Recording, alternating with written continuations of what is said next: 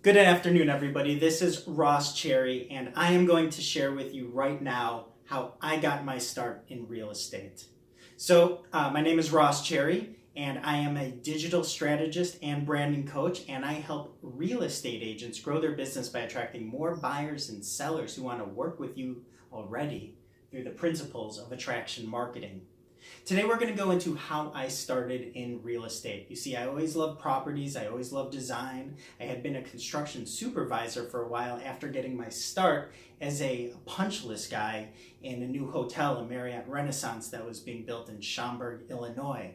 So this was before the crash, and I had my own properties, and with my construction background, I knew how to get things done. I knew how to hire people for electricity, who to hire for tiles, for wood floors. I could do the painting. I was very good at design and colors myself, and I was basically the general contractor. So what I did is, with the help of a wonderful agent with whom I work with now, Pamela Saul, she's the managing broker, we went ahead and bought a property. Now, this property I eventually wound up selling for $50,000 more than what I bought it for. I did take some of the money, I did put money into improving the property. I knocked down a wall, I made it a 2-bedroom instead of a 1-bedroom. And because I was from Chicago, I was from the city, and I knew design, I just knew what I was doing. So, fortunately though, when this project was done, I had sold the property just as the market was tanking in 2008. I mean, I'm talking one more month, maybe I couldn't get rid of it for nearly as much, and property values just started plummeting. And boy, did I feel fortunate. I felt lucky.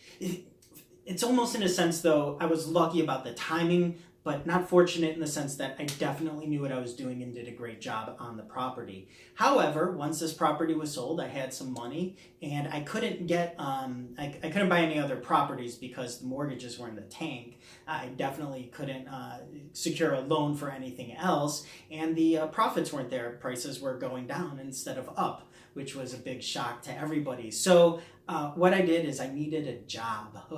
It's that 3-letter word that sometimes we shudder about. I'm not afraid to work. I just like working on my own projects. And if you could feel me, if you hear what I'm saying, drop a comment or the number 1 in the comments below, because the entrepreneurial spirit just tends to go in their own directions. However, it needs to be reined in as well in order for production. Anyhow, I digress. So what I was doing was I was having coffee at Intelligentsia, and this was in Chicago's Lakeview neighborhood, and I looked up at it, and there's an apartment rental service there, and I thought to myself, I said, you know, it's free rental service. Basically, I would be an agent taking people around and finding them an apartment. And I said, hey, I can do this job. You know, I know design, I know real estate, and I know the north side of the city very, very well. So I went in, I got hired, I got the job, I had applied, the interview, the lady, the CEO, she was so nice, Eileen Collins, and she hired me on the spot, just said, hey, tell me about yourself, which took all the nerves off. So thank you for that, Eileen. I really appreciate it. So anyhow, I quickly became, with some enthusiasm and just energy, and you know, I needed something to do, and I love this. I quickly worked hard and I put my mind to it. I decided to become one of the top agents there, and you know what? I did. The first summer I worked there, which is their busy season, I became the top agent for 3 straight months. And there's a lot of good agents there, and a handful of the ones who are always heavy hitters and rent a lot of apartments. They knew the inventory, they knew the people, they had some inside routes. But what I had was the enthusiasm and the drive and the determination, and that counts for a lot. So anyhow, it's a lot of hard work, and eventually you do get burned out. And you know, the rental season can be seasonal, although I do believe with proper systems, models, and tools, you can still have quite good winter months and ride out those seasons. So at the time, boy, I didn't have it at all. So the thing is, I chose that apartment finding service to work for because they were the big guy in town, and they brought you the clients, they brought you the leads. Basically, I would sit at a desk, and the customers would walk into the building, and they would fill out an intake form, and they would get matched up with an agent. And so I worked really hard. I worked with thousands and thousands of people in my stretch there, which was over a 5-year period. And I actually took applications, about 1,000+ applications, people giving us money, giving me money to apply for apartment. Some of them, most of them got it. Some of them had bad credit, or the apartment was unavailable because of high competition, or whatever the reason was. But we did a lot of business. So I quickly became what I believe to be one of the top apartment leasing agents in the city. I was at the biggest company, and I was doing very well, and I was working my butt off. And you know what? I was having fun. In fact, one of the taglines of the main manager there, Mike Cantnese, he said his tagline was "Have fun, make money." And what a great guy this guy is. So Mike, if you're watching, I thank you as well. However, at this job, I lasted about 2.5 years before. Now I was there 5 years total, but I eventually got burnt out. You see, because the work was the same. I went to college educated, University of Southern California. I pride myself in being an intelligent guy, though many people would debate that, and I could agree with them as well in some ways. But I do have a good intellect. Okay, so my mind, I wasn't doing anything new. I'd always been the entrepreneur. I've opened a coffee shop before in my life in the year 2000, and boy, did I look young then. Okay, so I always wanted to expand, and the thing is, that job in the company, there was no place for me to expand that I wanted to go. So I just kept doing my job. It was seasonal. I was making enough money to be happy and do the things I wanted to do, but not really enough to really sock it away and get ahead. And in addition to that, I was not a great saver. So that's all on me. You know, I spent my money. I didn't go wild, but I guess I just didn't make enough to save, and I wasn't frugal enough to build something up. So I was going to leave this part for a part 2, but you know what? I'll go into it now. I wound up going into the hospital. This was about 4 years into working there. You see, I had held on there because I could do my job. It was a flexible schedule. There was, I made a living and it was fine, but I wound up having something wrong with my lung, an issue. It's called pleurisy, and it was the lining of the lung was infected, and it started choking me. So I was tired all the time. I couldn't figure out why. And to this day, there's a little bit of residual to that, but they took care of it in the hospital, but I was hospitalized for 3 weeks. Okay, and in hospital. In fact, they couldn't even, I walked myself to the hospital. The first day I went in, they just gave me pain pills and then kicked me back out. They discharged me. And, so I had the pain pills, and then I went back the next day. I felt like, I don't know, like something was really wrong. Like I pulled a muscle, and I was hospitalized, and they wouldn't even transfer me to the hospital to where my insurance was. And luckily I had insurance. And I thank Obama and the impetus as Obamacare did, because, and this is whatever you think of the program, good or bad, his action, his activity in making that happen prompted me. I had not had health insurance since college, and it's a lot of years. It's well over. I don't even want to tell you how long, decades. Okay, so I'm like, I need health insurance. What's my problem? So I went ahead and bought it because of that. First time in many years I had health insurance, and then 6 months later I find myself in the hospital. So thank gosh, and everybody who doesn't have insurance should have it, because it's one of those things you never know you need it till you need it. So anyhow, thank God that was covered, and without it I would have been bankrupt. But in the hospital I started thinking about, well, first of all my commissions dried up, because it's an all-commission job, leasing. And when I got out of the hospital, I needed a minimum month recovery time with a nurse at my house for home health care, showing me how I had to inject antibiotics, and I had my own little IV bag and everything. And then just for months after that, I was very, very tired and just kind of... I went into with a butterfly and a caterpillar kind of stage. All right, and I started reflecting on my life, and I'm like, I'm 30-something, 37, 8 years old, and here I am working my butt off, and truthfully, I'm getting more tired. And now I'm pretty much broke again. I had worked my butt off, and I had nothing to show for it. So I said, you know what? This system is not working for me. So I've got to get into something else. I've got to get into something else which sets me up better. See, I've never been the corporate guy. Maybe I never played nice in those environments. It was just not my thing. I just always had my own ideas and wanted to go places and go somewhere and have my own schedule. That was so very important for me. But you know, the what comes with that is that you don't get paid unless you produce. So I would work jobs here, jobs there, and everything is not very grounded. So I decided to get into something that would set me up. And well, a friend had showed me a video, and it went into network marketing. So I did that for 4.5 years, and it was for a green energy company, is what they started out to be. And I thought that was wonderful because I believed in the concept of doing well just by doing business. So all these lights and electricity that's being consumed right now, they're coming from green sources. And I just enjoy that. I said, if you're going to do this, do business, and you might as well do it well, something good for the earth. When I had my coffee shop, I was one of the first in Chicago to do organic milks. You could only find organic in about half the Jewels that were there at this time. It was not popular, second nature like it is now. And that's because I went to college in California, which is ahead of the curve in the Midwest. Anyhow, I really liked that. I thought it came full circle, and I love the mission of it. But as many of you know, if not all of you know, network marketing is hard. And I never was able to build up the team to the level that I needed it to sustain myself, where I was really making that residual income. And I put my heart and soul into it. I was there for all the appointments. I went to all the meetings. I traveled to the conventions, which I love. If you're in a network marketing company and you are not going to the annual conventions, what's wrong? You have to go. Big decisions are made at big events. You must be there. It's a belief system.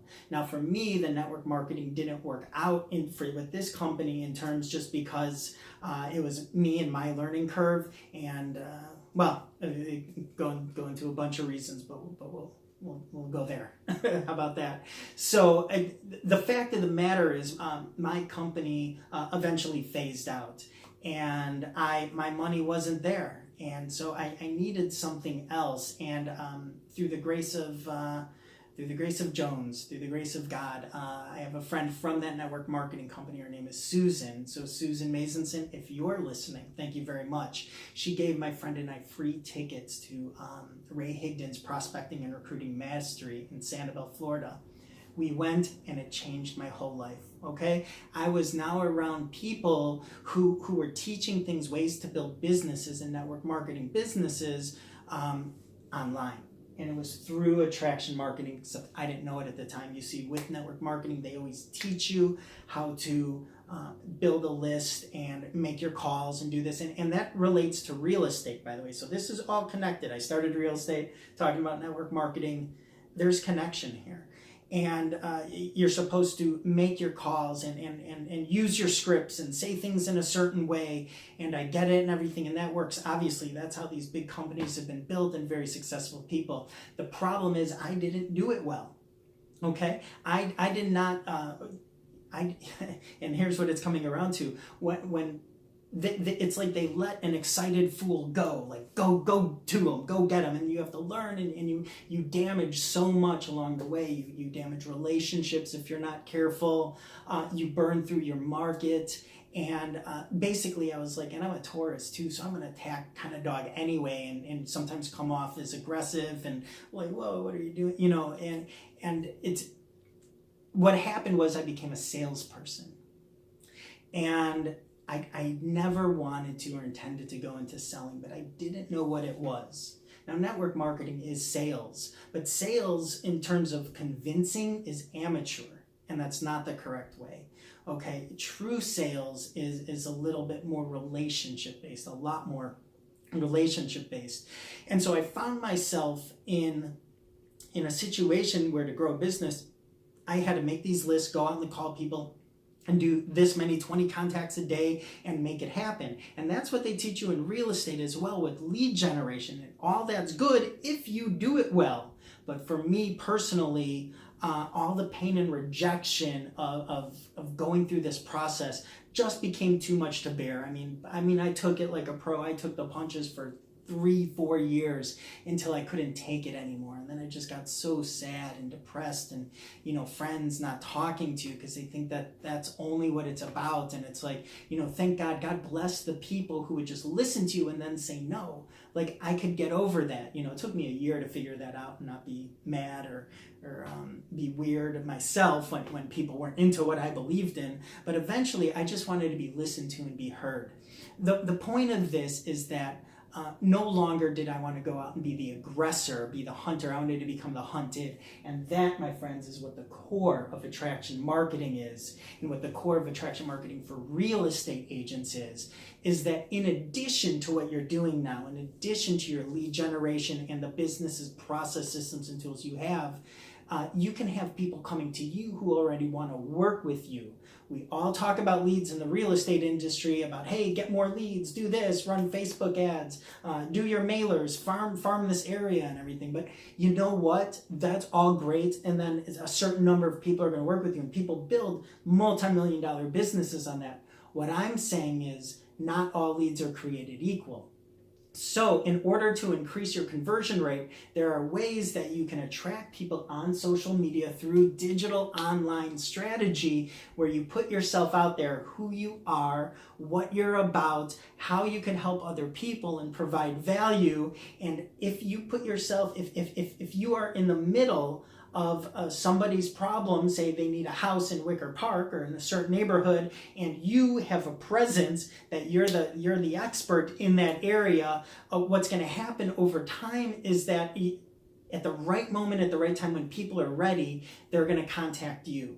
So you provide enough value on who you are. You give. It's like Gary Vaynerchuk's book, Jab, Jab, Jab, Right Hook. You give value, you give value, you give value. This is the model. This is the model of attraction marketing. Okay, attraction marketing. Be attractive and market yourself. It's pretty simple. Okay, so get on out there, give the value. You will eventually, you will bring people toward you. It's your vibe. They say your vibe attracts your tribe. And in that way, my gift to everybody, my wish and my honor for you all is that you get the call one day, or you get the message when you're sitting down at lunch that says, hey, Ross, I saw you online. I'm looking for a home. Will you help me out? I have to be there in 3 weeks. Is that okay?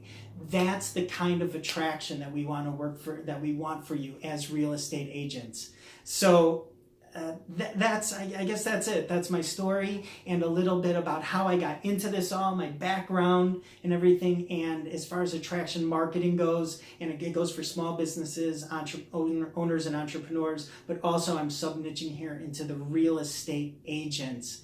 This really can be a tool to add to your repertoire, which is fun as well, because you get to pick who you are, and therefore the client that you like and want is going to be attracted to you. And the whole goal is to bring more business, more growth, a happier year.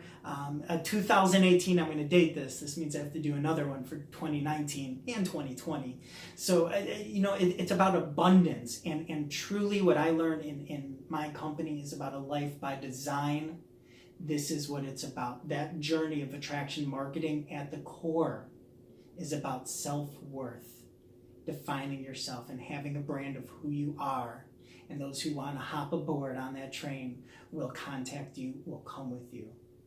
So everybody, I wish you a happy new year and a happy holidays. I wish growth for everybody sustained. And if you like what you hear, please follow me, subscribe to my YouTube channel. I also have a Facebook fan page, Ross Cherry for Real Estate Agents, and my Ross Cherry Facebook page as well. And we are going to be giving you value on inspirations, educations, motivations, transformations, and eventually help you as well to get online through what we can offer. So thank you very much. This is Ross Cherry, Cherry Bombs, Cherry Babes. Have a great new year.